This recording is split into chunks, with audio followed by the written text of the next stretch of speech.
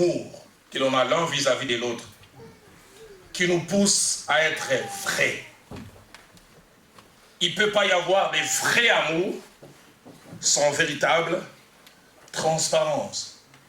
Dans 1 Corinthiens chapitre 13, verset 5e ainsi que le verset 6e, parlant de ce que l'amour, les vrais, est censé être.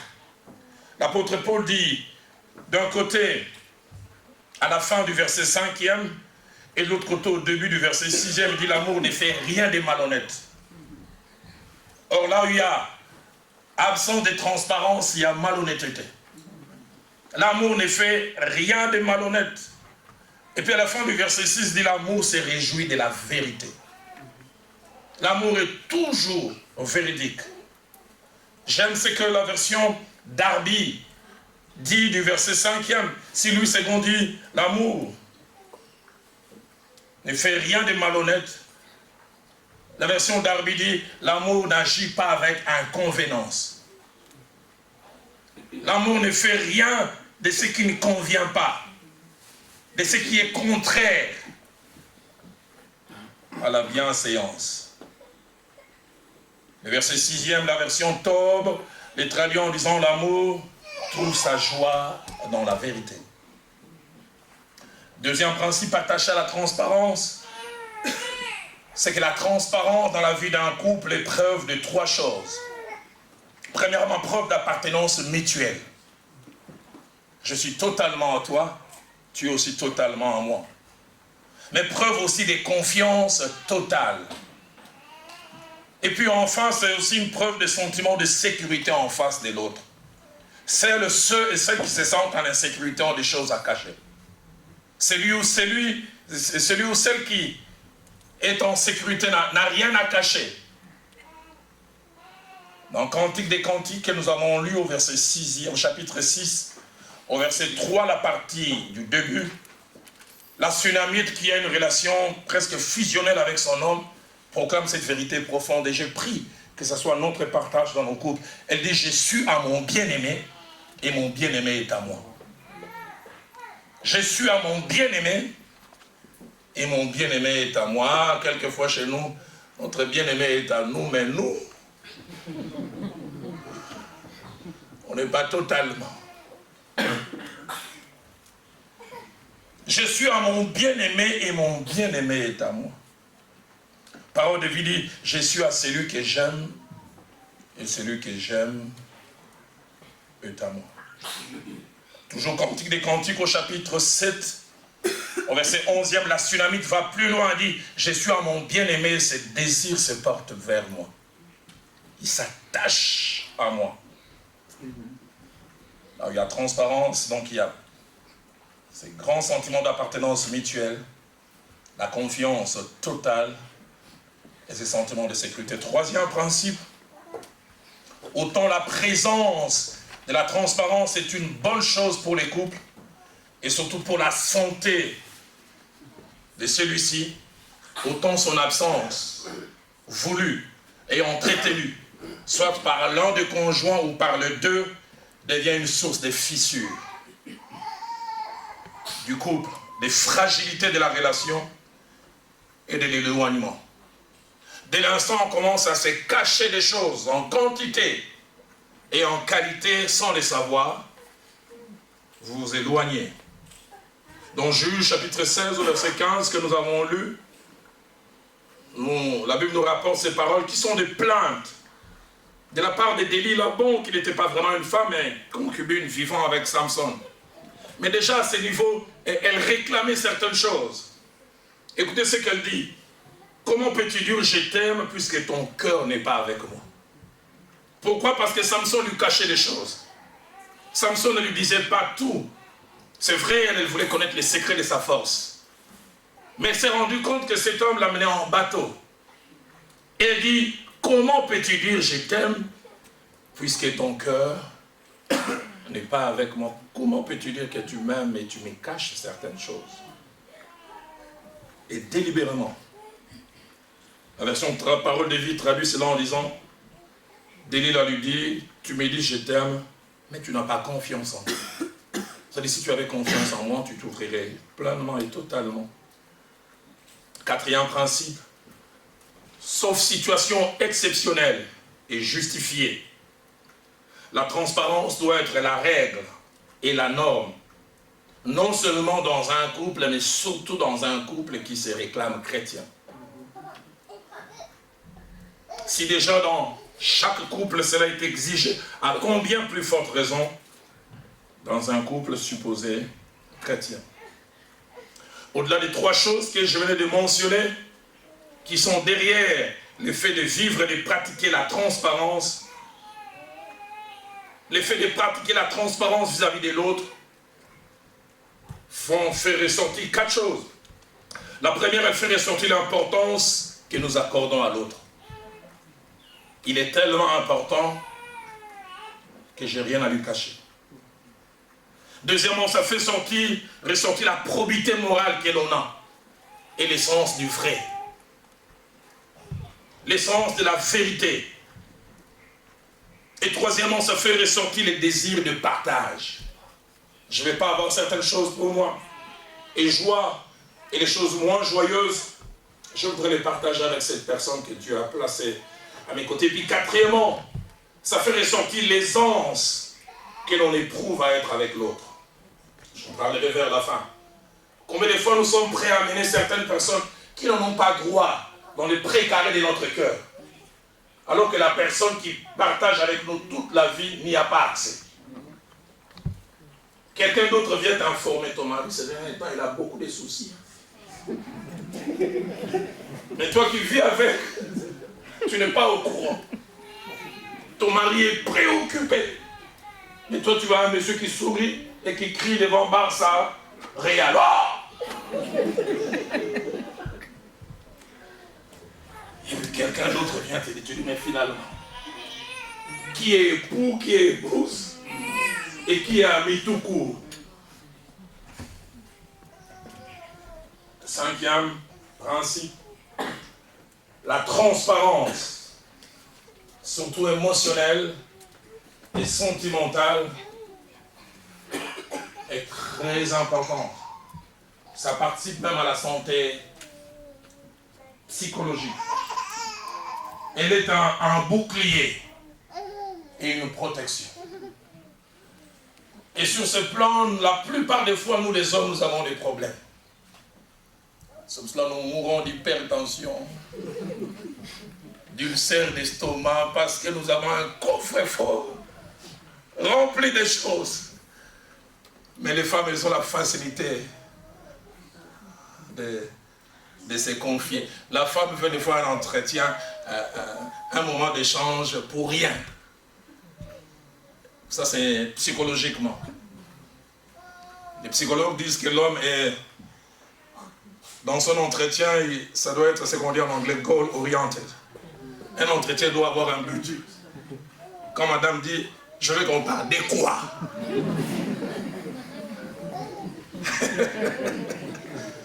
Donne-moi la raison d'être. Mais la femme n'est pas comme ça, elle ne fonctionne pas comme ça. Elle veut de tout et de rien. Elle peut commencer à te parler de la maladie de l'enfant, puis de la maladie de l'enfant. Et tu vois, quand l'enfant, je l'amenais à l'hôpital, j'ai rencontré l'autre qui portait un truc là rouge. Qu'est-ce que les trucs rouges? Et puis c'était beau ces trucs là rouges. Hein? Toi, tu as tendance à dire, reste sur la maladie. Mais la transparence émotionnelle, sentimentale, est un bouclier et une protection. C'est un réel besoin pour notre équilibre. Dans la vie, nous avons besoin de quelqu'un devant qui on peut être nu sans avoir peur. Devant qui on peut exprimer les choses qu'on ne ferait pas devant tout le monde. Devant qui on peut se décider de ne pas porter des masques. Et ces personnes devant lesquelles on s'ouvre comme ça sont des privilégiés. Parce que nous leur donnons accès à une partie de nous-mêmes où tout le monde n'a pas toujours accès. Souvenez-vous, les psychologues disent que chacun de nous a 3 identités. Il y a notre moi officiel, là tout le monde a accès. Et puis il y a les moi privés, certains privilégiés, et puis il y a les moi réels. Dans les moi réels, il n'y a que Dieu et nous-mêmes qui avons accès. Mais dans une vie de couple, surtout si l'on veut l'équilibre, l'autre doit avoir accès même dans ses moi réels. j'en parlerai tout à l'heure, connaître tes craintes, tes préoccupations, tes projets, les choses qui te dérangent. Tu dois avoir quelqu'un devant qui tu ne fais pas les costauds, tu peux pleurer. Pasteur Hugues, tu pleures devant madame et puis tu viens et tu fais les référents Chisungu. C'est moi votre pasteur. Et madame peut dire, il y a 3 heures, il pleurait là. Mais il n'en parlera à personne. Amen. Amen. J'aime souvent donner ces 2 exemples, n'ayant pas forcément des rapports directs. 1 Samuel chapitre 20, au verset 41, la relation de David ainsi que Jonathan. Ils étaient à 3, il y avait David, Jonathan, puis il y avait un jeune homme qui était avec eux. Et quand ces jeunes hommes étaient là, c'était comme un témoin gênant, ils n'ont pas exprimé certaines choses. Mais il avait dit, après le départ du garçon, David s'éleva du côté du midi, puis se jeta le visage contre terre et se prosterna 3 fois. Les 2 amis s'embrassèrent et pleurèrent, mais j'aime la fin. David surtout fondit en larmes. Les grands David, les héros de guerre. Il avait quelqu'un devant qui il laissait tomber les masques. Jonathan, je suis dérangé. Jonathan, je ne sais pas qu'est-ce qui m'arrive. As-tu quelqu'un devant qui tu exprimes des choses comme ça? Et dans la pensée de Dieu, Dieu veut que ça soit ton époux, ton épouse. Nous le retrouvons aussi avec Jésus-Christ, au soir de sa vie terrestre. Les grands Jésus qui était l'épaule sur laquelle les disciples s'appuyaient. Il les amène à Gethsemane et le grand Jésus enlève les masques. Il dit à ses disciples, mon âme est triste jusqu'à la mort. Priez avec moi, restez avec moi. Cette transparence, elle est très importante. Ils étaient nus et ils n'en avaient point honte. Combien c'est important. 6e principe, c'est que la transparence dans la vie du couple ne doit pas être une réalité saisonnière, passagère, sporadique et même accidentelle. Elle doit être permanente. Elle doit être une réalité permanente. Et à ce titre, elle doit être présente à 2 moments importants. Et là, je voudrais m'adresser peut-être aux jeunes gens, filles et garçons qui ne sont pas encore mariés. Elle doit être à la genèse, permettez-moi le terme, au début de notre vie de couple. En tant que pasteur, ça fait 27 ans, justement, le ministère pastoral, que les jeunes gens, j'ai vu bâtir une relation aussi forte et supposée durable, mais sur l'opacité, sur des mensonges. Avant de venir ici en Europe, tu as laissé une fille de 8 ans à Ouagadougou, un garçon de 12 ans à Massina, et tu ne dis rien à l'autre. Et de temps en temps, quand des photos viennent, non, il semble que ces jeunes hommes t'appellent papa. Non, non, non, non, c'est un petit cousin.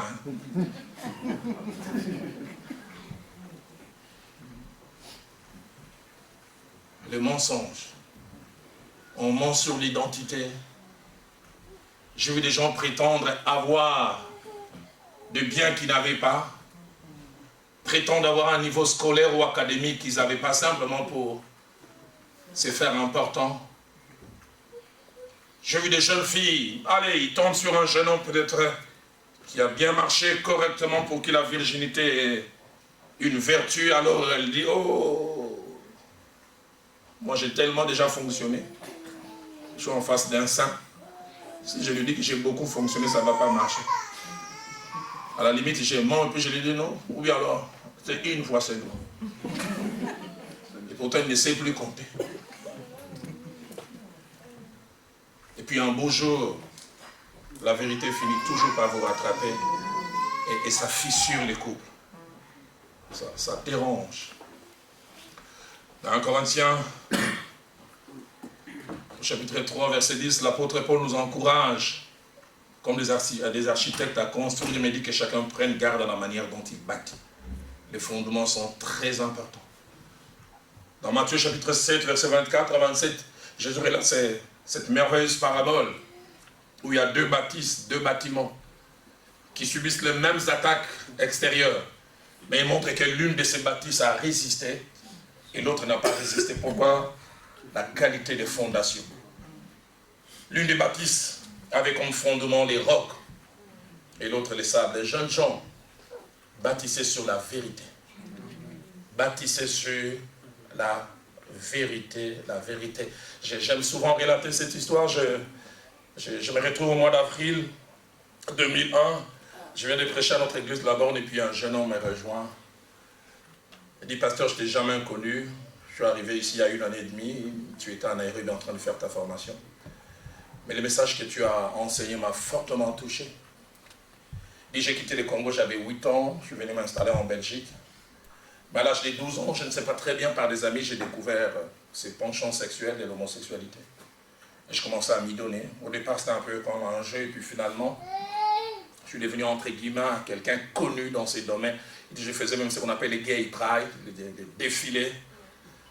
Tout le monde connaissait cette inclinaison. On dit jusqu'à ce qu'il y a 3 ans, je me retrouve à une réunion, un soir, il dit vers 20h, dans une église.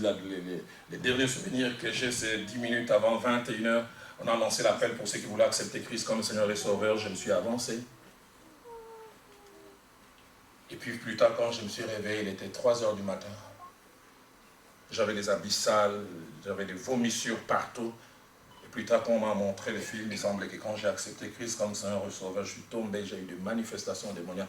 Mais lui-même me dira, autant la personne qui était venue à la réunion était fortement attachée à cette inclinaison, mais autant quand je me suis réveillé, c'était un autre homme. Et je comprends quand la Bible dit que quelqu'un est en Christ, il est une nouvelle création. Les choses anciennes sont passées, voici, toutes choses sont devenues nouvelles. Il dit, depuis lors, j'ai arrêté ce style de vie.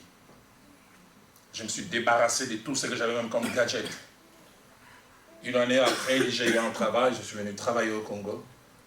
Et il dit, ça fait 9 mois, j'ai fait la connaissance d'une jeune fille.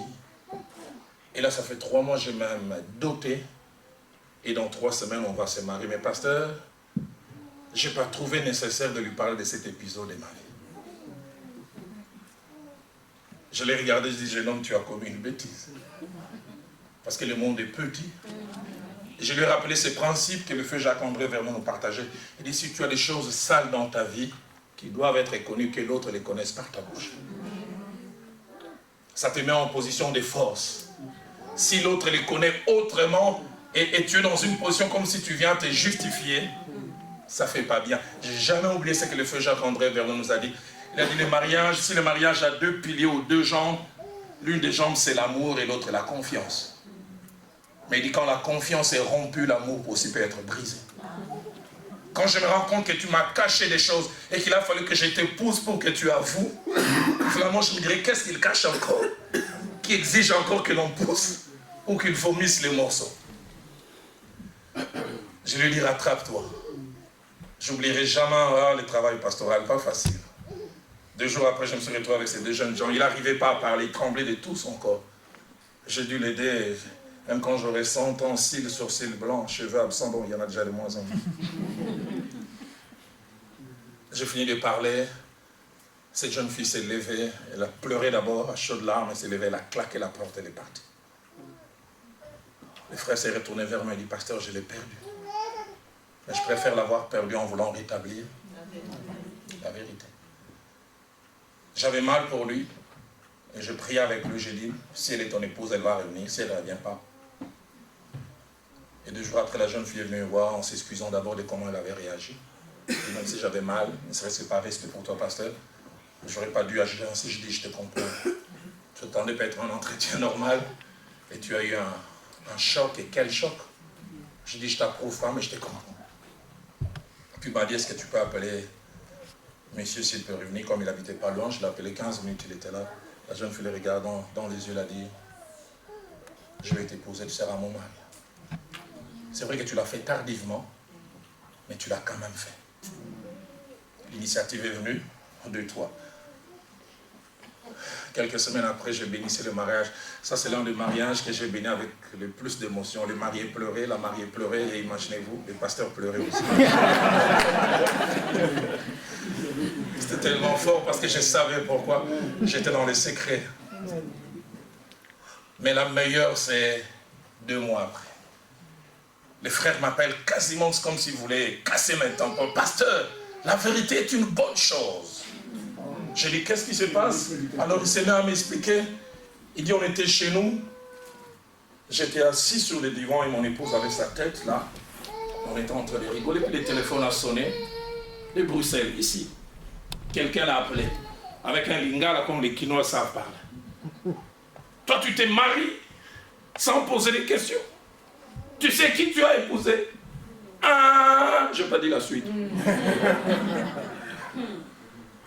Il a simplement répondu en lingala. Il dit, il était dans ça. Mais il n'est plus. Il dit, la voix a baissé. La réaction de Quinois. Il t'avait tout dit. Ah oui. Il m'avait tout dit. Et les frères, quand ça s'est arrêté, disent, pasteur, supposons que je n'avais pas dit. Il allait se chamailler avec ses cousins. Il ne faut pas toucher à mon homme. Hein? Mon homme n'a jamais fait ça. Est-ce que toi, tu as déjà fait ça? Non, jamais. Parce que c'est lui qui cache une première fois doit cacher une deuxième fois. Et même des fois, toujours. Que le fondement soit la vérité. Mais non seulement que la transparence doit être au début, elle doit aussi être dans la suite. Doit être un style de vie sans relâchement. Et cela me permet de toucher le deuxième point. Quand on parle de transparence, de tout se dire, quand on se pose la question, avons-nous le droit d'avoir un jardin secret? Je veux dire que le terme tout peut avoir plusieurs significations. Qu'est-ce donc que tout c'est dire? Tout cache trois idées fortes. La première, tout veut dire l'intégralité ou la totalité d'une quantité sans exception. Tout dire. Deuxièmement, tout veut dire l'ensemble d'une chose ou des choses quantifiables sans laisser une. Mais troisième signification de tout, sur laquelle je vais revenir tout à l'heure, tout veut dire quelquefois l'essentiel. L'essentiel d'une qualité. Ce qui est important, ce qui est nécessaire et ce qui est utile. Je reviendrai sur ça. Le droit d'avoir un jardin secret. Par jardin secret, j'entends aussi deux choses. J'entends un domaine réservé, des sentiments ou des pensées intimes que l'on souhaite garder exclusivement pour soi et en soi. Deuxièmement, le jardin secret, c'est un endroit en nous où nous seuls avons accès. Et de temps en temps, ceux à qui nous donnons la permission. Si seulement nous voulons entrer. Notez ces certaines choses importantes attachées au jardin secret. La première, c'est que les jardins secrets est fait de plusieurs choses. Des choses concrètes et des choses non concrètes. Les jardins secrets est fait de pensées, des idées, des rêves, même des fois des fantasmes. Des choses que l'on pense faire, mais que seuls nous. Deuxièmement, les jardins secrets est fait de souvenirs, choses ou situations vécues. Et ces souvenirs peuvent être positifs, tout comme ça peut aussi être négatif. Ces souvenirs peuvent être faits d'erreurs, de manquements inconnus. Vous n'avez aucune idée de cet homme que vous voyez intègre, un grand tricheur à l'école primaire, même des fois depuis l'école maternelle. Mais ça fait partie de ses souvenirs. Voleur à l'internat. Il allait voler dans les jardins des pères, les goyaves la nuit, parce qu'il n'avait pas suffisamment mangé. Mais ça fait partie. J'entends quelqu'un dire, pasteur, là vraiment c'est moi. Oui, je sais, c'est toi.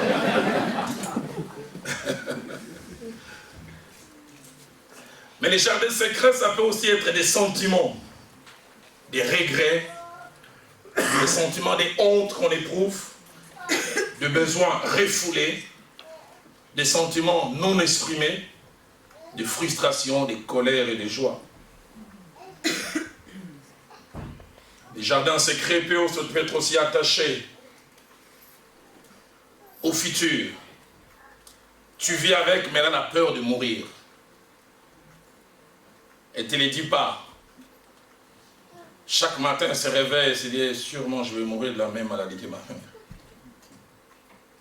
Et qui sait si je n'aurai pas un cancer des seins. Des peurs attachées au futur. Mon père est mort à 45 ans, j'en ai 43, est-ce que je dépasserai? Petite peur, jardin secret. Mais des fois qu'ils n'osent pas te partager. Les jardins secrets, c'est aussi des choses que l'on n'ose pas et l'on n'osera jamais avouer à l'autre volontairement. Et que l'on a au plus profond de son cœur. Je toucherai cela tout à l'heure. L'attraction que l'on a pour l'ami de son mari. Quand on les regarde, si je n'avais pas épousé Jean-Jacques, vraiment. Je suis plus gentil que lui. Hein? Mais tu n'avoueras jamais ça. Les jardins secrets, c'est ce regard que tu as pour la petite sœur de ton épouse. Ah, quand tu la revois, tu revois ton épouse 25 ans en arrière. Et tu te dis comme cet homme dit, oh, cet homme dit, pasteur, si on ne peut pas manger les fruits défendus, on peut les toucher au moins.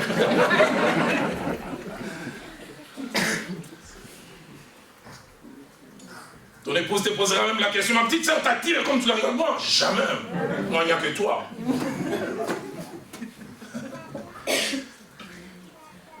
Jardin secret. Et je toucherai ça aussi tout à l'heure vers la fin. Les jardins secrets sont des choses qui ne nous appartiennent pas, mais qu'on nous a confiées. Des confidences, des confessions. J'en parlerai tout à l'heure, des secrets liés à la profession. Deuxième chose attachée au jardin secret, c'est que chacun de nous a un jardin secret. Chacun de nous. Mais avec des périmètres différents. Certains ont un petit périmètre, des centimètres, d'autres des mètres carrés, certains ont des kilomètres carrés, certains ici vous n'avez aucune idée, des hectares. Mais chacun de nous en a. Troisième chose, c'est qu'avoir un jardin secret ne signifie pas toujours mentir, pas forcément. Le fait d'avoir un jardin secret ne veut pas toujours dire mentir. Je reviendrai vers ma conclusion. Quatrième chose, en rapport avec les temps, il y a deux sortes de jardins secrets. Premièrement, il y a des jardins secrets momentanés. Je finirai par le dire, mais c'est secret pour le moment. Je mets de l'argent de côté pour faire une surprise à mon mari les jours de ses 40 ans. Ça ne peut avoir de l'impact que s'il ne sait pas. Mais entre-temps, c'est un jardin secret. J'ai fait des économies pour organiser une surprise party les jours de ses 50 ans. Jardin secret. Dis-moi tout, chérie. Bon, puisqu'on nous a prêché sur la vérité, pas de jardin secret.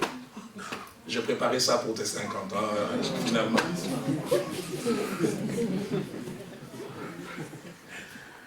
Il y a un jardin secret, mais je dis c'est momentané. Viendra un moment, ce que l'on a caché, je toucherai ça tout à l'heure, sans idée malveillante. Ça finira par sortir. Mais il y a aussi des jardins secrets définitifs. Et là, la plupart des fois, il y a des mauvaises idées. Des gens qui ont juré, quoi qu'il arrive, je ne lui dirai jamais ça. Il n'aura jamais, elle n'aura jamais accès à cela. Je toucherai cela tout à l'heure, dans une dizaine de minutes, quand je vais conclure. Cinquième principe, c'est que les jardins secrets peuvent ne pas être un problème, moral ou spirituel, mais il devient le plus souvent à cause de l'intention qui les soutient. Si l'intention est malveillante, un peu comme en droit on parle de l'acte, mais on parle aussi, quand il y a infraction, on parle de l'acte, mais on parle de l'élément moral. Qu'est-ce qui sous-tend? Qu'est-ce qui fait que je ne donne pas accès à l'autre? Si c'est sous-tendu par la malhonnêteté ou la tromperie, alors là, ça devient un problème. 6e et avant-dernier principe, c'est que les gens ont des jardins secrets pour plusieurs raisons. Des fois, la peur de perdre l'estime de l'autre. La peur d'être dévalué. Si je lui fais part de ça, va-t-il me regarder avec les mêmes yeux? Va-t-il me considérer comme il me considère? Son regard vis-à-vis de moi ne va-t-il pas être un regard dévaluant? Et partant de ces définitions que j'ai données sur le tout à dire et sur les jardins secrets, j'aimerais faire mention de quelques vérités qui vont tout à l'heure m'amener petit à petit vers ma conclusion. Et ces vérités répondent à nos deux questions du départ. Les conjoints doivent-ils tout se dire? Un conjoint a-t-il le droit d'avoir un jardin secret? La première vérité, c'est que tout le monde autour de nous n'a pas le droit à la même qualité, à la même quantité d'informations. Tout le monde n'a pas ces droits. Il y a des gens qui en ont des droits, et surtout notre conjoint. J'aime dans 1 Corinthiens, plutôt dans 1 Samuel, chapitre 10, au verset 16. Saül, ce jeune homme qui vient de rencontrer le prophète Samuel, qui lui a parlé de la royauté future. Et voilà alors qu'il s'en retourne, il rencontre son oncle. Et l'oncle en Israël avait quasiment le même droit que les pères. Et l'oncle lui pose la question, curieux, qu'est-ce que Samuel t'a dit? Écoutez ce que la Bible dit. Et Saül répondit à son oncle, il nous a assuré que les années s'étaient retrouvées. Mais souvenez la fin, il ne lui dit rien de la royauté dont avait parlé Samuel. Il a posé une bonne question, mais je ne suis pas obligé de m'ouvrir à lui quantitativement et qualitativement. Deuxième vérité, il y a des personnes qui non seulement ont droit à certaines informations, mais ne pas le leur donner serait un mal et une entrave à notre relation. Ce sont les époux et les épouses. L'exemple que j'aime prendre, c'est Christ dans sa relation avec les disciples. Marc chapitre 4, verset 34, quand il enseignait en parabole, la Bible dit, il ne leur parlait point sans parabole, mais j'aime la suite, mais en particulier, il leur expliquait tout. Et avec son conjoint et sa conjointe, on doit avoir cette relation particulière. La version française courant dit en privé. La version Alfred Cohen dit quand il se retrouvait seul. Troisième vérité, les jardins secrets, ayant comme soubassement ou raison d'être la malhonnêteté, la tromperie et l'hypocrisie, n'ont pas le droit d'exister dans nos couples. Sinon, ils mettent les couples en danger. La quatrième vérité, si tout veut dire l'intégralité ou la totalité de la quantité ainsi que de la qualité d'information que nous avons sans exception, alors je dirais tout ne doit pas être dit. On n'a pas forcément l'obligation de tout dire. Je rentre du travail, je dois faire comme un rapport. À 11h15, quelqu'un m'a vu, puis à 11h18, et puis à 11h22. Cinquième vérité, si tout veut dire l'essentiel d'une quantité, c'est-à-dire ce qui est important, ce qui est nécessaire et ce qui est utile, et dont l'absence peut être préjudiciable, je dirais oui, tout doit être dit. Mais tout ce qui est essentiel. Mais je voudrais mettre un bémol là en disant, mais il va se poser un problème. Quand on dit ce qui est essentiel, la notion d'essentiel maintenant c'est par rapport à qui? C'est par rapport à moi? Ou par rapport à lui? Ou par rapport à elle? Parce que moi je peux estimer pas essentiel. Elle estime que c'est essentiel. Alors j'ai vu combien dans notre vie de couple, Viviane et moi, on a eu à se cogner les têtes avant. Moi, un peu déformé par mon ministère pastoral, j'avais toujours tendance, je n'aimais pas faire la publicité quand j'aide quelqu'un. J'aide quelqu'un, j'en parle pas. La Bible dit si la main gauche donne. Alors Viviane souffrait. J'ai rien dit, puis quelqu'un les rencontre. En tout cas, maman Viviane, que Dieu vous bénisse. Oh là, et toi, merci beaucoup. Le pasteur a payé pour moi les minéraux. Toi, tu avais payé les minéraux. Ah! j'avais oublié. Une fois ça passe, mais quand ça devenu 10, 15, 20, pourquoi j'estimais que ce n'était pas essentiel? Mais elle estimait que c'est essentiel. C'est le domaine même, on se bat encore juste aujourd'hui. Elle, quand elle a fait des achats, elle doit me donner les rapports à la virgule près. Hein, j'ai dépensé, puis je dis, non, moi je dois parler. C'est comme ça qu'elle fonctionne. J'ai appris à être patient. Pourquoi? Parce que c'est essentiel pour elle. Mais ce n'est pas essentiel pour moi. Et c'est là où intervient deux notions essentielles. Premièrement, la notion de l'amour chrétien. Ce n'est pas essentiel pour moi, mais essentiel pour elle. Alors je fais ce qu'en Corinthiens 13, au verset 5 dit, l'amour ne cherche point son intérêt. Si c'est essentiel pour lui ou pour elle, j'apprendrai à faire cela. Mais deuxième notion importante, c'est la notion de la sagesse. La connaissance que l'on a de l'autre, mais la connaissance appliquée. Qu'est-ce que l'autre aime et qu'est-ce que l'autre n'aime pas. De la même manière, Viviane aime toujours avoir les détails. Moi, comme j'aime pas toujours les détails, des fois, elle apprend, écoute, dis-moi simplement, ça s'est bien passé? Oui. Tu as dépensé ce qu'il fallait? Oui. Et vous avez encore besoin de combien?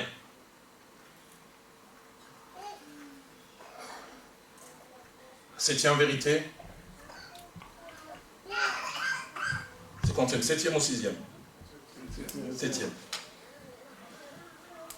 L'autre doit connaître mes projets, mes craintes, mes rêves et même mes luttes internes. Adam et Ève étaient tous de lui. J'insiste en disant dès le départ, combien de fois les gens connaissent nos craintes et notre épouse ne connaît pas? Connaissent nos rêves, notre époux ne connaît pas. Pourquoi l'autre a-t-il besoin de connaître? L'autre a le droit de savoir à cause de sa position à nos côtés. À cause du rôle qu'il joue. Et à cause de l'apport qu'il peut nous donner. L'autre est notre intercesseur. La quantité ainsi que la qualité d'information que nous nous donnons rendent capable l'autre de nous aider, de nous conseiller, mais de prier pour nous. Parce que Dieu l'a placé à nos côtés pour cela.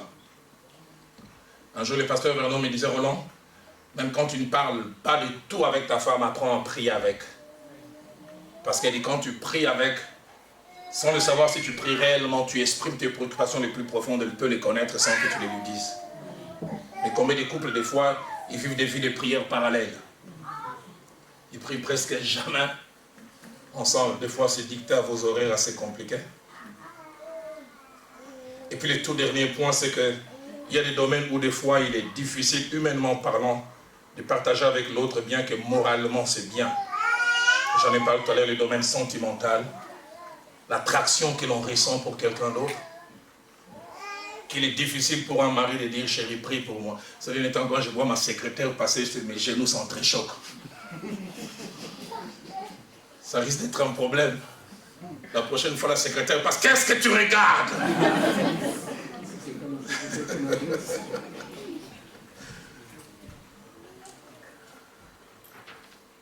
Alors, 3 cas exceptionnels où l'on ne peut pas toujours tout dire. 3 cas exceptionnels. Le premier cas, c'est le cas où on est lié par un serment ou un engagement attaché à sa profession.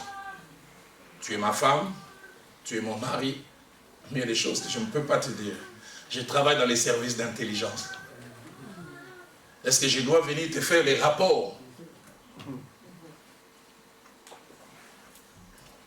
On est en train d'arranger. Le 25 février, on va tuer Poutine.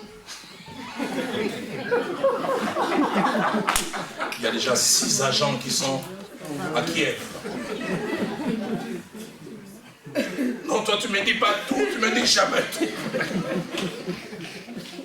Et puis elle aussi, elle a sa petite soeur. Ah oui. Donc normalement, Didier m'a fait dire, dis à personne. Je te dis seulement à toi. Dès que je perds, parce que c'est difficile à faire. Elle aussi, elle a son intime qu'elle appelle ma copa. On m'a dit, mais non, je laisse, je ne vais pas dire. Et puis ça part, et puis ça part, et puis ça part. Il exerce des fonctions politiques. Il est lié par les secrets d'État. Doit-il tout dire? Il est magistrat, il est juge, il est inspecteur de police, il est inspecteur, enquêteur.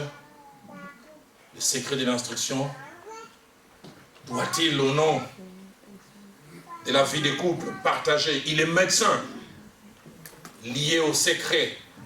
Telle personne est séropositive, telle personne est dans telle phase finale.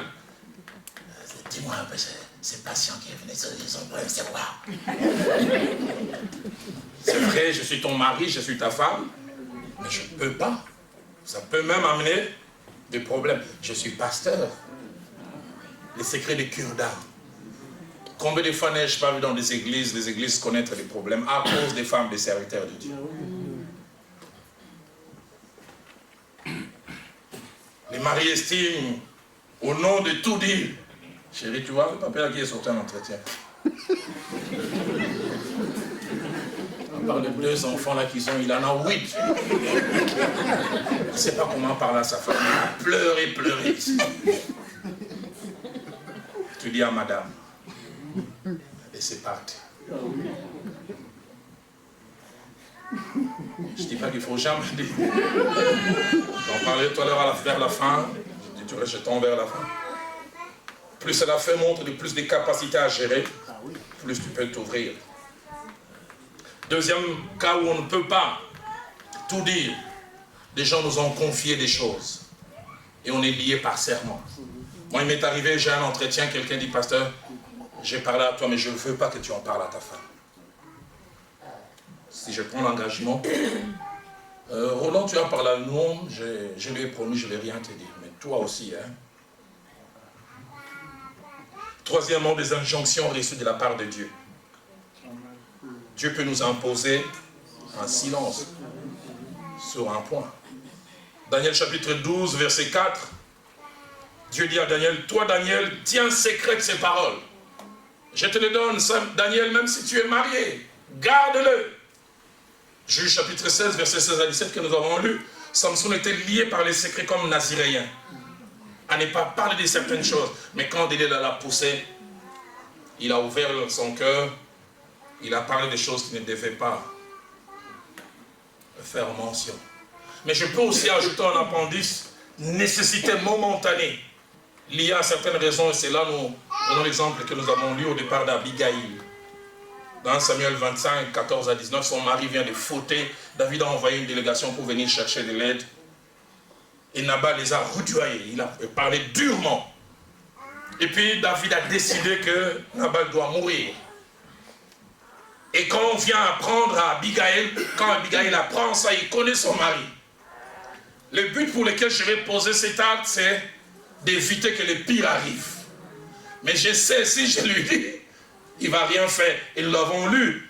Abigaïl a pris des choses, il ne dit rien à son mari. Mais quand on voit les contextes, le but, ce n'était pas de cacher indéfiniment.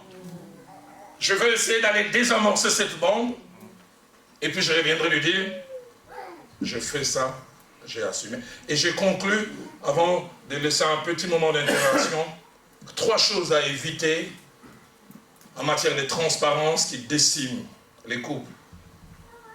La première des choses, c'est cacher à l'autre délibérément et intentionnellement des choses qu'il avait droit et qu'elle avait droit de savoir. Parce que comme je l'ai dit, si il ou elle finit les savoir par un autre canal que nous, cela crée un problème énorme. Délibérément, avec de mauvaises intentions, je ne veux pas lui dire, la confiance est rompue. Or, la confiance est très nécessaire dans la vie du couple. C'est cette croyance spontanée ou acquise à la valeur morale ou aux vertus d'une personne qui exclut d'imaginer la tromperie. Elle est très importante. C'est crédit accordé à quelqu'un qui enlève toute méfiance ou doute vis-à-vis de la personne, elle est très importante. J'aime ce que Proverbe 31, verset 11, parlant de la femme dite vertueuse, dit « Le cœur de son mari a confiance en elle ». Et ça doit être vice-versa. Deuxième chose à éviter dans la vie des couples, dans le domaine de la transparence, cacher à l'autre, délibérément, intentionnellement, des choses jusqu'à la mort. Jusqu'à la mort. Et là, c'est nous, la spécialité de nous les hommes. J'ai 3 fois assisté à des deuils qui ont failli se transformer en bastonnade. Une femme qui a accompagné son mari 6 mois sur les lits de l'hôpital, qui a souffert avec. Les jours où le mari meurt, les gens se mettent à pleurer, à part les 4 enfants qu'ils avaient. Ils voient 3 certifiés, c'est copies certifiées conformes du mari qui entre dans la parcelle avec une maman qui pleure. Et il semble que tout le monde, les oncles, savaient, sauf elle. Et celle qui devait avoir la douleur pour son mari, elle m'a dit, pasteur, si on me donnait une chicotte, je vais les frapper. J'ai vu cette femme était devenue indifférente. Alors que c'était l'os de ses os et la chair de sa chair. Et dit, j'en veux aux morts. Je me souviens quand on est allé au cimetière, il dit, pasteur, s'il m'était permis, j'ai envie de cracher. Et de l'injurer, le coup à poids. Menteur. Homme, faisons sortir les dossiers secrets. N'attendons pas. Tu veux rendre l'âme, tu n'as même pas les noms complets. J'ai un enfant qui s'appelle Ya. Tu dis ça finit par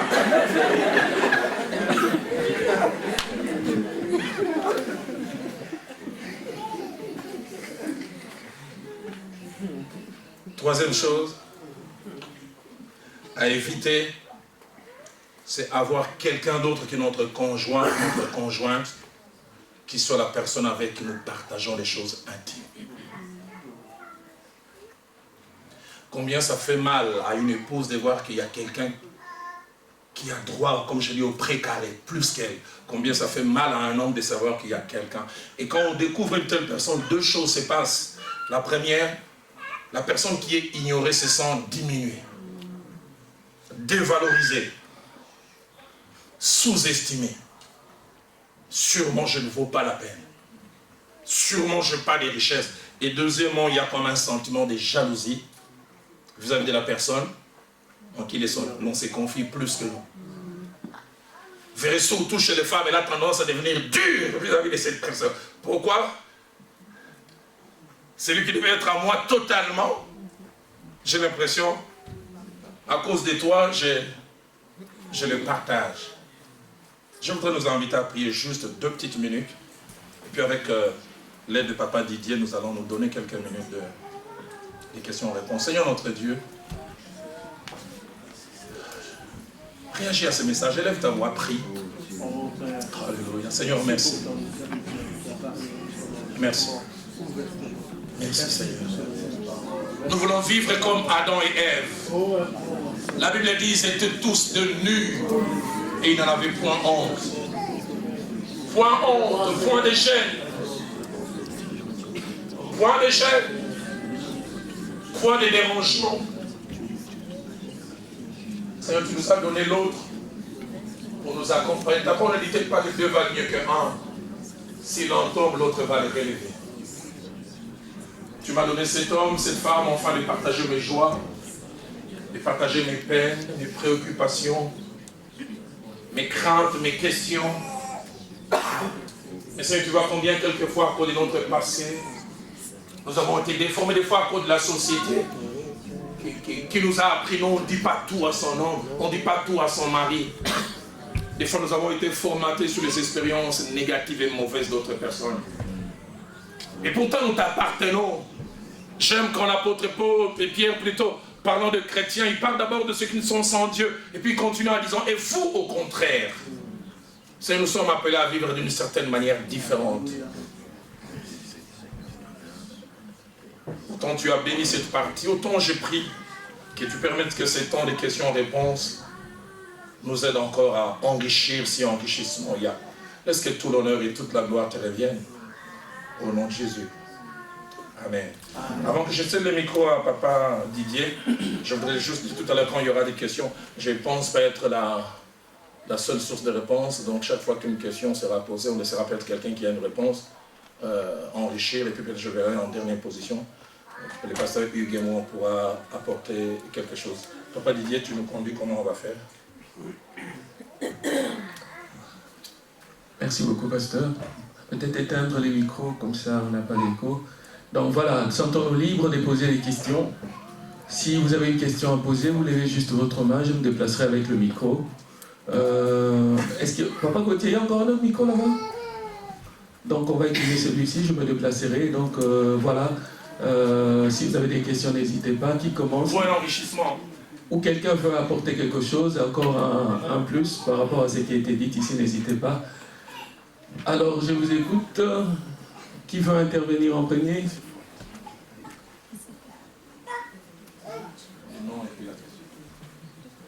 Il n'y a pas de petites questions. Moi, je veux bien. Oui. Personne ne parle. Les noms de la question. Voilà, je suis le frère Mich et j'aimerais poser une question au sujet de secret familial. Parce que j'ai vu une fois dans un film qu'il y a des secrets comme ça qu'on confie qui restent dans la famille, on ne sait pas dire à son conjoint ou sa conjointe. C'est souvent des secrets qui sont graves, je ne sais pas. Voilà, c'est la question. Et alors vous répondez à pasteur, vous répondez à... Je suis les deux. Vous répondez après ou bien... On peut prendre trois questions et puis... Les quatre, c'est mieux. Ok. Si Deuxième question, vous voyez, c'est une question très très importante qu'a posé le frère Mich. Donc voilà, toutes les questions sont vraiment importantes. Le deuxième... Alors, comme je l'ai dit tout à l'heure, je voudrais d'abord savoir est-ce que quelqu'un a-t-il un apport par rapport à cette question que Mich a posée? Quelqu'un pense intervenir, réagir? Qui veut nous aider? Y a-t-il quelqu'un? Oui, vas-y. C'est monsieur Costaud, je l'ai connu, il avait 8 ou 9 ans à l'école d'hymne. C'est notre bébé à l'école d'hymne de là-bas. Non, mais bon, par rapport au secret de famille, je pense ce qui me vient à l'esprit, en premier lieu, c'est le fait que quand vous vous mariez, vous devenez une seule personne, selon la parole. Et je pense qu'il y a des secrets qui sont lourds à porter et qu'en partageant avec l'autre, on peut psychologiquement, voire spirituellement, se débarrasser de ce fardeau lourd pour nous. Je suis marié depuis près de 10 ans et je pense que si ma belle famille a des secrets, ils ont des secrets de famille, je les respecte. Je ne suis pas demandeur de connaître nécessairement. Mais si je les apprenais par d'autres personnes, je me sentirais par exemple exclu de la famille. Je me dis, si j'appartenais, s'ils avaient réellement pris le temps de m'adopter, ils m'auraient confié ce secret-là. Mais je pense aussi qu'il faut donner du temps. Vu la lourdeur parfois de l'événement, donc il peut s'agir ici de l'inceste, il peut s'agir des lourds fardeaux. Mais le temps fait que, bon, comme dit le verset que le pasteur m'a dit, le fer aiguise le fer. Donc voilà, avec le temps, on arrive à s'emboîter et à se libérer. Voilà. Qu'est-ce qu'il a grandi notre enfant de l'époque? Quelqu'un d'autre peut apporter un plus? Merveilleuse réponse. Oui. C'est Madame Mich. Sandra. Oui, bonsoir. Moi, je pense que si ça n'a pas trait avec son épouse... Soit dit en passant, Mich, c'est mon neveu, donc il ne veut pas des noms secrets. C'est le fils à... Bon, si je dis à votre manière, à vous occidentaux, je dirais ma cousine. Mais bon, j'ai eu déjà une réunion de famille à cause de ça. Mon matin m'a amené devant la Cour suprême. Chaque fois, je dis ma soeur.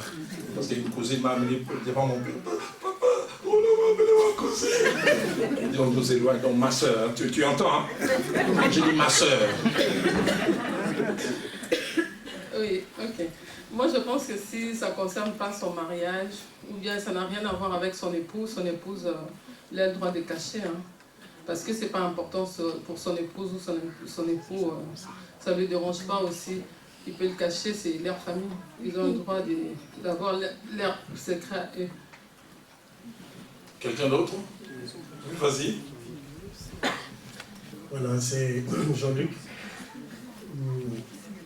Je pense que par rapport à la même question, bon, c'est vrai que les avis sont différents selon Vas-y, exprime ton avis, Jean. l'importance. Moi, je pense que les secrets d'une belle famille sont parfois intéressants à partager en couple.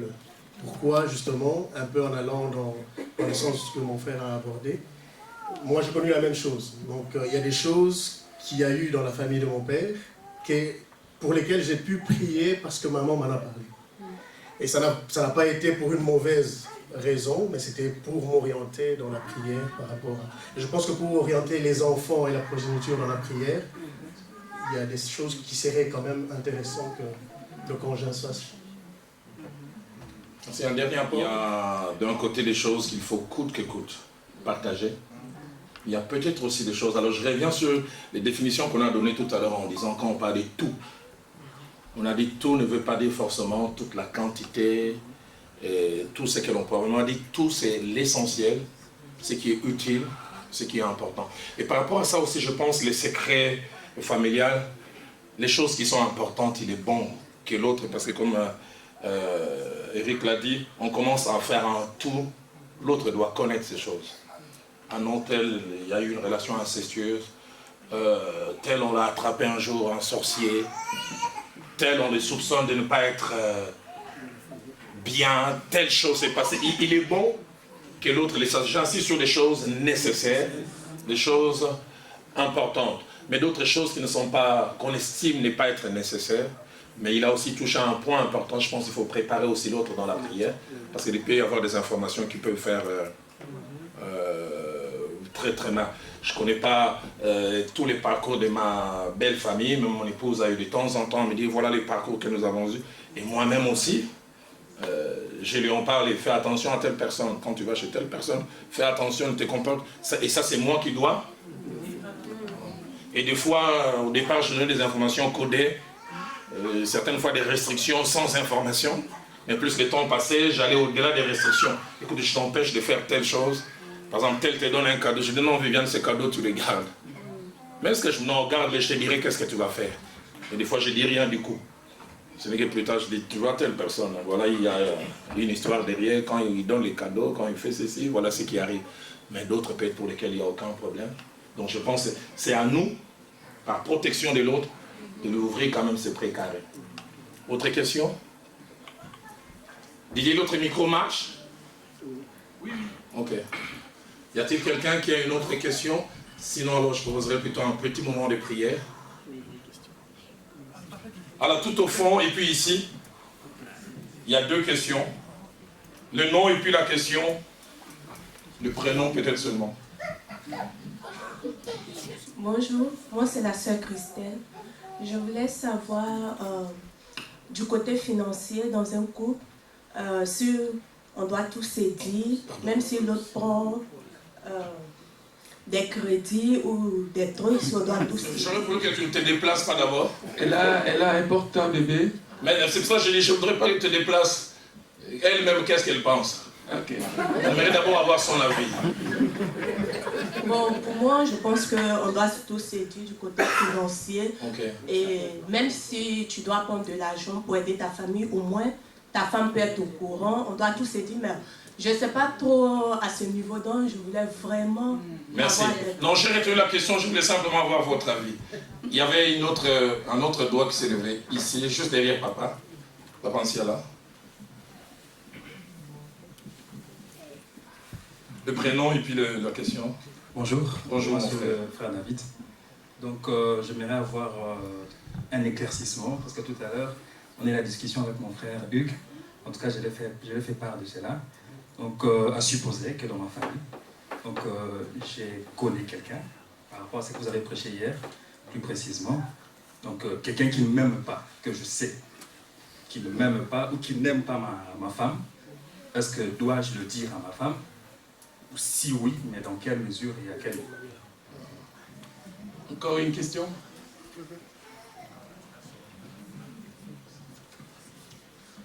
Bonsoir. Bonsoir. Faustin. Les frères? Faustin. Ok, merci Faustin, vas-y. Ma question est celle-ci. Je dois tout dire à mon conjoint, mon conjoint, partant du fait que certaines vérités pourraient créer des problèmes par rapport à ma famille. d'autres familles disent que, par exemple, non, ma union, ça va moi Sinaï. Mais on fait que ça a été.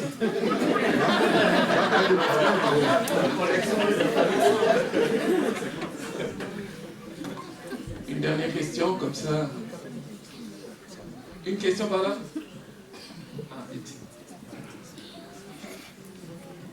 C'est intéressant les questions. Moi, ma question n'est pas vraiment axée sur la famille, mais plutôt sur le travail. Donc, ayant travaillé dans le domaine médical, on est soumis au secret médical. Mais j'ai eu une situation où un neveu très proche était dans un état critique et je me suis rendu compte que de la famille, il n'y avait que moi qui le savais. Pourquoi? Parce que c'est moi qui devais préparer les poches de sang pour l'enfant. J'ai vu tous les résultats de l'enfant et je savais que ces jours étaient peut-être comptés. Bon, Dieu merci, avec la prière, le Seigneur a agi et il s'en est sorti, mais il était vraiment au bord de la mort. Mais maintenant, dans des conditions pareilles, si je le dis et que mon employeur le sait, je suis viré. Mais par rapport à la famille, ils vont me dire, tu le savais, tu n'as dit à personne. Pas seulement le conjoint, mais la famille très très proche pourra me reprocher, peut-être même me lapider, vu qu'on est africain, me traiter de sorcière ou quoi, parce que je ne l'aurais pas dit. Donc là-dessus, on est un peu partagé entre la foi chrétienne qui veut qu'on le dise aux autres pour le porter dans la prière et pour aller visiter, et les obligations, je veux dire, du travail qui nous oblige à nous taire et à ne rien dire. Je vais toucher ces tout derniers, puis je vais laisser peut-être certaines personnes réagir par rapport aux trois autres. Ce qu'elle a eu à dire est important et primordial, mais je pense aussi un peu comme dans la fable de La Fontaine, quand il y a deux mots, il faut choisir le moindre. Donc d'un côté, vous êtes liés par un serment, attaché au travail, mais par rapport à la famille, vous n'êtes pas liés par une loi, par un principe, ça c'est un. De deux, en termes des conséquences, bon, peut-être on pourra peut-être pas avoir la même lecture, mais une découverte une rupture de la confiance du côté de travail risque d'avoir plus de conséquences que de l'autre côté. De l'autre côté, ils peuvent aussi ne pas savoir que vous saviez. Mais par contre, du côté du travail, par souci de vouloir faire plaisir, si vous ouvrez la brèche, vous allez commencer à toucher le minimum avec les autres, alors que vous vouliez toucher quelque chose de plus essentiel. Alors on revient, on commence d'abord avec Faustin. Certaines vérités créent des problèmes, et il a bien explicité ça en Lingala en disant, on te dira, ouais, parce que toi, tout ce qui passe par toi arrive aussi chez ta femme. Quelqu'un a-t-il une réaction par rapport à ça? Vas-y, Eric. Tu as dit facile, vas-y. Ah, ok. Mais vas-y quand même. Donc effectivement, pour revenir encore à ce que je disais tout à l'heure, c'est que l'homme et la femme deviennent une personne. Donc nécessairement, quand tu te confies à l'homme, il faut que tu saches que sa femme a cette probabilité de connaître cette vérité. Bon, la loi nous enseigne aussi que les femmes de médecins, par exemple, sont aussi soumises à ce secret professionnel. Parce qu'on sait bien que la proximité fait que c'est difficile de pouvoir retenir pour soi ce secret. Il y a des secrets qui sont lourds, c'est des fardeaux. Quand tu le dis à ta femme, quand tu te confies, tu te sens apaisé. Donc, je comprends que certaines personnes qui vivent une communion sont quelque part rejetées, discriminées par leur famille. C'est des faits, c'est dommage, mais bon, réellement, on ne devait pas exclure l'homme et la femme et les regarder plutôt comme une seule personne. Voilà. Quelqu'un d'autre a enrichi sur ça? Vas-y, maman, j'allais dire comme Didier, Yaoudette. Moi, ce que j'aimerais bien rajouter, c'est qu'il faudrait à l'homme de pouvoir discipliner sa femme. Parce que quand l'homme discipline sa femme, lui dit que bon, je te dis des choses, ma famille est comme ça, mais si tu continues à faire sortir ça, je te dirai plus jamais rien. Donc si tu disciplines ta femme, et que tu vois, ça va, tu continues. Mais si à chaque fois, il y a une petite discussion, en ce moment-là, vous vous dites aussi, bon, toi, maintenant, je ne te dirai plus jamais rien. Si tu entends, c'est à cause de toi que je te dis plus jamais rien, donc assume ton comportement. Moi, je crois que c'est ça. Merci pour ça, c'est l'expérience qu'il n'y a pas. Amen. Son mari a dit Amen. Quelqu'un d'autre a quelque chose à ajouter sur ces points? Donc, il y a cette nécessité de faire le choix entre sa famille et son épouse. Si je ne dis pas à mon épouse, comme je disais tout à l'heure, chaque fois que l'on garde et on cache des choses, il y a comme une distance qui se crée. Mais si l'autre aussi ne sait pas gérer, comme maman Odette l'a essayé de dire, il faut la rendre capable de bien gérer ces choses. Je terminerai tout à l'heure, peut-être quand on répondra à d'autres questions, un exemple que j'ai vécu dans le ministère. Qui avait posé l'autre question, c'est David. Est-ce que c'est nécessaire de dire à son épouse que les gens de ma famille ne t'aiment pas? Pasteur Hugues veut répondre. Il y avait une question sur Oui, ça c'est Christelle, on va terminer par ça. Oui, j'aimerais répondre au frère David. Je pense que ça c'est mon expérience. Nous avons traversé une forte période de turbulence, mon épouse et moi, par rapport à la venue des enfants. Et quand je recevais la pression de l'extérieur, je n'amenais pas à la maison. Parce que je voulais protéger ma femme. Je pense qu'il y a un membre de ta famille qui n'aime pas ton épouse ou qui n'apprécie pas. Ça ne sert à rien par sa geste, ça ne sert à rien de venir me dire. Parce que sans le vouloir, tu peux créer un ressentiment. Sans le vouloir. Toi, tu penses bien faire, mais ça peut créer une mauvaise semence. C'est mieux que toi, tu encaisses le coup. Et quand tu reviens, il y a la tranquillité. Parce que la personne, par exemple, je prends le cas, ça soit ta soeur ou qui n'aime pas ton épouse, tu vois, mais le jour où elle viendra chez toi, ça sera pas, il n'y aura pas un bon climat. Donc il est bon, ça c'est mon expérience, hein, c'est mieux de mourir avec et d'épargner ton épouse. Parce que je pense que ça c'est la sagesse. C'est bien comme ça. Ouais. Comme ça, moi, tu auras la paix des deux côtés. Et j'ai aussi appris une chose, c'est que j'ai appris à défendre mon épouse à l'extérieur. Vous pouvez parler, mais je sais vous arrêter. Il y a des limites, n'allez pas au-delà. Et ça, c'est comme ça. Et on sait, comme l'a dit Papa Siala, on sait que non, on peut commencer un point, on s'arrête là. Quand vous débordez, c'est la ligne rouge infranchissable. Parce que les deux deviendront une même chair. Il ne faut jamais permettre à ce que ta famille puisse critiquer ton épouse. Il ne faut jamais permettre. C'est ton choix, il faut l'assumer. Elle peut avoir des défauts, les défauts là sont pour toi. Et toi-même aussi, en retour, tu ne dois pas aller l'exposer auprès de ta famille. Parce que là, tu es en train de la détruire. C'est ça l'équilibre. Que le Seigneur soit béni. Merci beaucoup, pasteur. J'ai même envie d'acclamer. Donc j'insiste sur ça, protège, prie.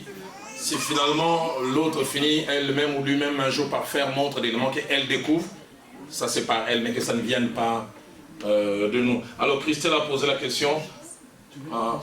Madame, tu voulais revenir sur la question? Ok, Christelle avait posé la question. Oui, madame? C'est encore Eric. Excusez-moi de revenir sur la question. Moi, c'est la sœur Aurélie. Aurélie, allez-y. Oui, je suis bien d'accord avec ce que le pasteur a dit. Oui. Mais le fait de cacher aussi certaines choses, ça ne permet pas aussi à la femme le pouvoir. Parce que s'il me le dit, moi, je saurais aussi diriger mes prières. S'il me dit vaguement, ah bon oui, telle personne me déteste ou quoi, moi je ne saurais pas aussi diriger mes prières. Donc si je le dis, c'est par rapport à un rêve que lui il a fait.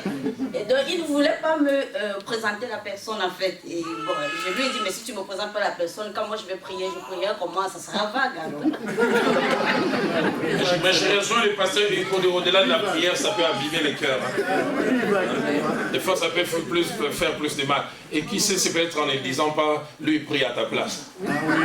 C'est-à-dire, je te réserve l'information, mais je combats spirituellement. Peut-être même il jeûne pour ça. Et le combat est totalement de côté. Oui, Adam? Je suis totalement d'accord, mais je pense seulement qu'on peut nuancer en termes d'intensité. Il y a un ressentiment négatif, il y a aussi une haine prononcée. Voilà. Je pense qu'on peut garder, à un certain niveau, on peut garder secret pour protéger et garder la paix des deux côtés. Mais en même temps, on pourrait aussi exposer sa propre femme. En la mettant en danger parce qu'elle ignore les sentiments que l'autre éprouve. Oui, et qui est déjà peut-être prêt à passer à l'acte. Hein. Donc plus l'intensité est grande, plus c'est nécessaire. Voilà, donc il faut pas que ce soit une règle comme ça. Okay. Il faut toujours aller examiner le degré de ressentiment. Okay. Ouais, parce que si c'est vraiment une haine prononcée, tu pourras l'exposer. Okay. Tu savais, mais pourquoi tu ne m'avais pas dit? Tu ne me portais pas à cœur qu'il était prêt à mettre des bâtons dans le roue ou même attenter à la vie. Je voulais encore ajouter à ce qu'Adam a dit. C'est vrai que si l'intensité augmente, informer, mais y mettre aussi la manière. Ah ouais. Parce que si tu le fais, c'est de la mauvaise manière, tu finis ses lèvres, il prend une machette, elle va le faire un dégât. Tu sais, elle t'aime pas, mais notre Dieu est fort, ma chérie. Hein, il va rien faire. Celui qui est en nous est plus fort, donc tu informes, mais en même temps, hein, tu montres quelque part que le Dieu qui est en nous est capable, comme ça, l'intensité est mieux gérée. Et pendant que j'ai le micro, donc je profite comme ça. Vas-y. En couple, donc, un homme et une femme, faut tout se dire. Maintenant, en matière de peur. Alors, si tu peux te lever comme ça. Donc, Adam, me présente. En matière de peur, un homme ou une femme peut se retrouver dans un cas où il a une peur qu'il ne veut pas partager. Parce que, en le partageant, donc il estime qu'il saura bien gérer la situation, mais en le partageant, il va communiquer la peur, mais lui il saura gérer, mais l'autre ne saura pas gérer, et le bateau risque de couler.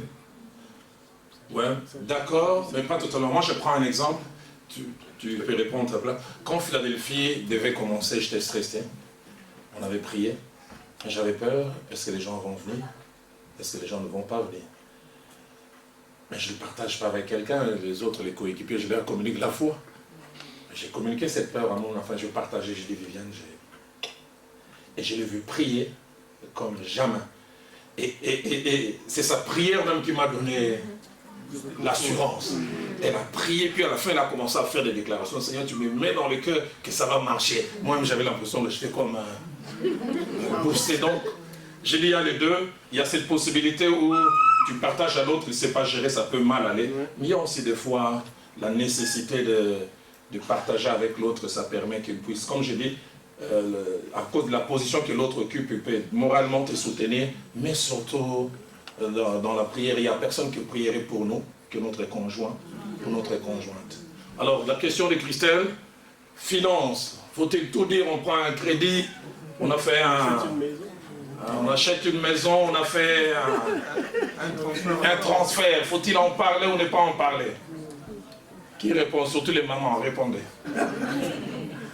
Il faut tout dire. Tout, sans exception. Il faut tout dire. C'est bien. Parce que si la maison tombe aujourd'hui... J'en profite pour ça, le micro. Je veux dire aussi, il y a des femmes. Le problème est que les tempéraments des femmes, il y a des choses que tu veux dire à ton épouse. Deux fois, tu vas par 4 chemins juste un peu pour l'embrouiller, mais tu vois déjà sa réaction. Ça aussi, il faut souligner.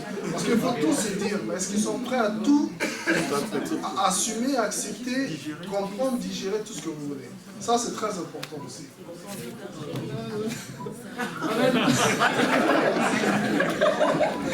Moi, je pense qu'on est un couple. Nous sommes un couple, on n'est pas pour rien. En fait, on n'est pas un couple pour rien. Bien évidemment, quelle que soit l'intensité ou quoi, on s'en fout. On doit tout se dire, rien se cacher. Même si on fait cadeau à quelqu'un, la moindre des choses, c'est de nous dire, même si elle peut s'énerver, mais après, ça ne va pas tuer votre couple. Ça ne sert à rien de cacher. Moi, je me posais plutôt la question, je pense les finances, c'est encore un peu plus facile chez nous en Afrique de cacher. Chez vous, maintenant, ça devient de moins en moins évident, avec vos cartes bleues. Donc, tout ce que l'on fait, l'autre ne peut que d'une manière ou d'une autre. S'il y avait un compte commun. Ah, ok. Ah, d'autres n'ont pas de compte commun. Non, c'est facile. Non. Ok. Pasteur, vous terminez peut-être, puis... Pasteur, il voulait réagir. Moi, je pense que c'est question de transparence et de confiance. Comme notre soeur est en train de dire, moi, j'imagine mal une personne allant prendre un crédit et ne rien dire à sa femme. Oui, en tout cas, j'imagine mal. Surtout si on est enfant de Dieu. Il y a des gens qui le font. Mais si vraiment vous aimez votre épouse, avant même d'aller prendre le crédit, vous venez partager. Lui dire, voilà, nous sommes peut-être dans une situation de difficulté financière où j'aimerais prendre un crédit pour telle chose. Parce qu'au cas où vous n'arrivez pas à rembourser le crédit, tôt ou tard, ça va se savoir. C'est-à-dire que le huissier viendra saisir les biens. Vous pouvez avoir pris seul, mais du moment où vous habitez avec la personne, même elle aussi, on peut prendre ça sur son salaire. Et c'est encore mieux de lui dire qu'elle puisse apprendre, comme le pasteur l'a dit, la bouche d'une autre personne. Moi, je pense aussi, deuxième des choses en matière de transparence de salaire. Le salaire. Oui. Okay. Même dans ce domaine aussi. Oui, il faut en parler. Il faut en parler. Même les allocations, il faut en parler. Moi, avec mon épouse, quand l'argent passe, je lui dis, voilà, j'ai reçu autant. Voilà, on a des factures à payer. D'autres n'en parlent pas. Je ne sais pas. Voilà ce que je fais avec, voilà ce que je fais avec, voilà ce... Bon, elle ne demande pas les détails près. Elle aussi, elle fait de même. C'est comme ça que nous fonctionnons. Chacun a son compte, j'ai le mien, elle a le sien, mais on fonctionne sur base de confiance. Quand même j'ai de l'argent qui n'arrive pas du compte où ça n'a pas été viré, je lui dis, voilà, j'ai reçu telle somme qui m'a été donnée, voilà ce que j'en ai fait. Même si, de toute façon, mon épouse ne me demande jamais. Si c'est moi qui vient, je lui dis. Je lui dis, voilà, j'ai reçu telle somme. Je pense que ça mène une clarification. Je me souviens un jour, ça je le dis peut-être comme ça, j'avais fait un transfert à ma soeur qui était allée aux États-Unis, qui n'avait pas d'argent. Je ne lui avais pas dit, mais le coupon était resté. Comme ça arrive souvent. Et j'ai souvent une phrase qui me revient souvent c'est dans la Bible, où Dieu dit, dois-je cacher à Abraham ce que j'ai décidé de faire. Et ça me revient souvent. Je dis, si Dieu a plutôt ça pour Abraham, pourquoi moi je dois cacher à mon épouse quand je dois faire quelque chose? Je pense que c'est ça qui amène une certaine confiance. Ça, c'est ma part de contribution. Très important. Quelqu'un d'autre avant que Papa Didier? Oui, moi, tout à fait. Ici, je parle dans le cadre de couple où la femme voit souvent le couple comme elle veut prendre des décisions pour sécuriser le couple. Or, dans la vie, il y a certaines fois où on doit prendre des risques, et surtout, c'est les hommes qui prennent des risques. Parce qu'il faut se lancer dans un projet, il est ambitieux. Donc, je parle ici en termes d'ambition, où il faut prendre des risques. Et peut-être que l'homme se lance dans ce projet-là, mais il s'est dit qu'à un moment donné, je dirais, est-ce qu'il faut le dire quand il faut prendre la décision, sachant que si peut-être que tu dis, la femme voulant jouer sur la sécurité, elle te dira non. Donc ça c'est une question, peut-être que je dirai après, quand j'avancerai, au fur et à mesure j'avancerai, je dirai après. Je ne sais pas si vous en pensez. Je n'ai pas autant d'années que Papa Ntiala dans la vie des couples, mais les quelques années que j'ai dans la vie des couples, j'ai trouvé que ça a toujours été soulageant que nous échouons à deux, mon épouse et moi, dans un projet. J'aime bien quand on échoue, j'ai dit, il m'avait encouragé. Mais que c'est dur de se lancer seul, à son insu, et que ça ne marche pas. Elle vient découvrir.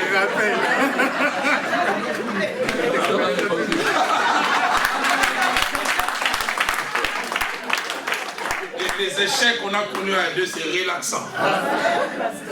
Et des fois même tu peux dire, c'est elle qui a incité qu'on fasse, non? Mais quand tu as fait à son insu et que ça n'a pas marché, des fois il te dit rien, tu regardes simplement. Quand il faut dire, tu vois là où tu nous as amenés. Donc maman Christelle, on veut dire, l'idéal serait vraiment qu'on fasse tout ensemble. La transparence, surtout dans le domaine financier. Et le pasteur Hugues en a parlé, ça peut amener toutes sortes de conséquences. Tu t'es engagé seul et puis finalement, ça redevient un problème à nous deux. Je peux être saisi, j'ai suivi des cas que j'ai gérés à Paris comme ça, où on est même en train de vouloir saisir une maison qu'ils sont en train d'acheter ensemble, simplement parce que quelqu'un s'était engagé seul. Et puis le pasteur Hugues a parlé, il y a toujours une petite maladresse. Tu as fait un transfert en Afrique, tu n'as pas dit à l'autre, il est en train d'arranger les pantalons pour amener, puis il découvre un petit coupon. Ça ne fait pas bien. Et puis, il vient te poser la question, dépasse sans avoir vu. Toi, tu vas envoyer de l'argent en Afrique, moi, non. Et c'est ça, c'est quoi? Et quand on t'a coincé, finalement, tu montres le CD, donc il y a des choses qu'il ne me dit pas. Qu'est-ce qu'il dit qu'à part ça, il n'y a pas? autre chose. Et comme je disais, quand la confiance est rompue en famille et dans la vie des couples, c'est pas toujours évident. Je voulais terminer avec cette expérience que j'ai connue dans le travail ministériel. Papantia, là, on parlait un peu. J'ai un couple que j'ai accompagné à l'église là-bas, j'étais tout jeune dans le ministère. Et puis ils sont allés suivre les merveilleux enseignements au ministère de combat spirituel. Ils avaient 32 ans de vie de couple. Et puis là, on les a obligés de faire table rase du passé. Et puis comme ils tenaient écoute à ce que ça se fasse devant un serviteur de Dieu, je les ai accompagnés. 38 ans de vie commune. Ah, j'oublierai jamais. Le mari a commencé à dire, tu vois, quand on était à Il est beau, ta voisine là, j'ai triché avec maman et tombé tout. J'ai la voix de la gars.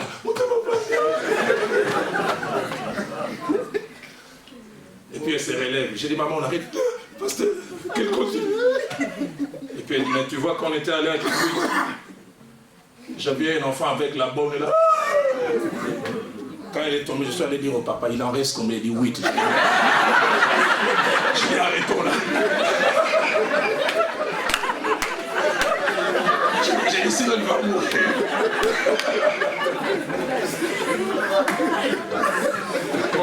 C'est vrai des fois la transparence, mais il faut aussi voir le fait que ça peut avoir. Allez, que Dieu nous bénisse.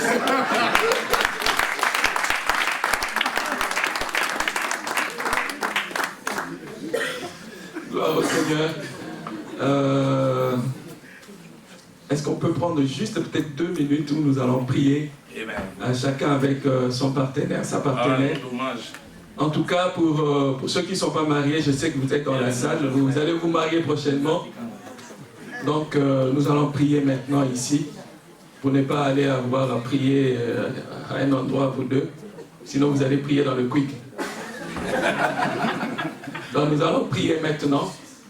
Alors chacun rejoint sa partenaire et nous allons prier ensemble. Peut-être tu veux venir, on va prier. J'ai envie de te demander pardon pour plusieurs choses. On répare à 0. Alléluia. Gloire au Seigneur. Amen, amen, amen. Je vais éteindre le micro.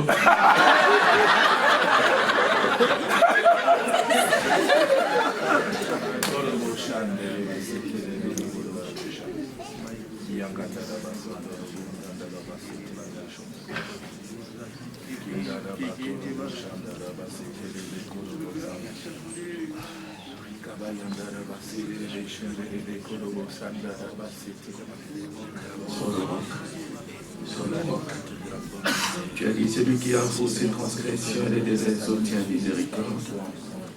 Maintenant, restaure-nous, Seigneur. Restaure-nous, Père. Au nom de Jésus. Amen. Amen. Voilà, nous sommes arrivés à la fin. Je vais demander au pasteur Hugues Arnaud de nous recommander entre les mains du Seigneur. Amen. Magnifique réunion, n'est-ce pas? Amen. Que Dieu soit béni. Nous allons nous tenir debout pour clôturer ce moment. Éternel, merci. Merci parce qu'aujourd'hui, tu as voulu dévoiler, Seigneur, certaines choses qui sont cachées, ou des choses qu'on ne connaissait pas, ou qu'on ignorait. Merci pour ton orateur du jour, Père, que tu as voulu envoyer. Je ne crois pas qu'il y ait un hasard. Alors que ton serviteur Didier avait préparé ce sujet qui était combien intéressant, mais tu as voulu, Seigneur, nous envoyer, Seigneur, ton serviteur pour le donner. Nous voulons d'abord le bénir. Lui, son épouse, ses enfants, ainsi que son ministère, le ministère auquel tu l'as appelé. Je suis en train, Seigneur, de demander ta grâce.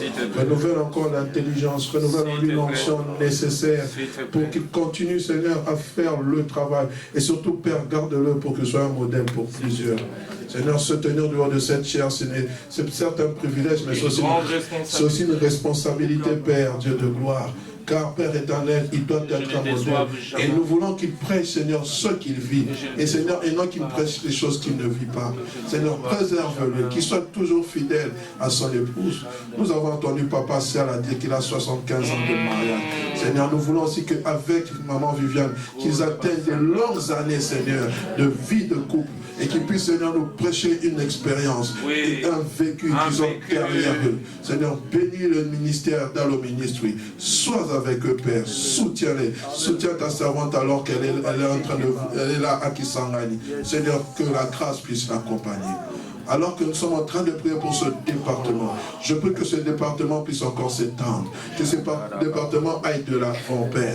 Seigneur, nous voulons voir des couples accourir. Nous voulons voir, Seigneur, des couples ébranlés, Seigneur, retrouver, Seigneur, confiance en eux-mêmes pour continuer cette marche. Nous voulons voir des couples disloqués, Père éternel, Dieu de gloire.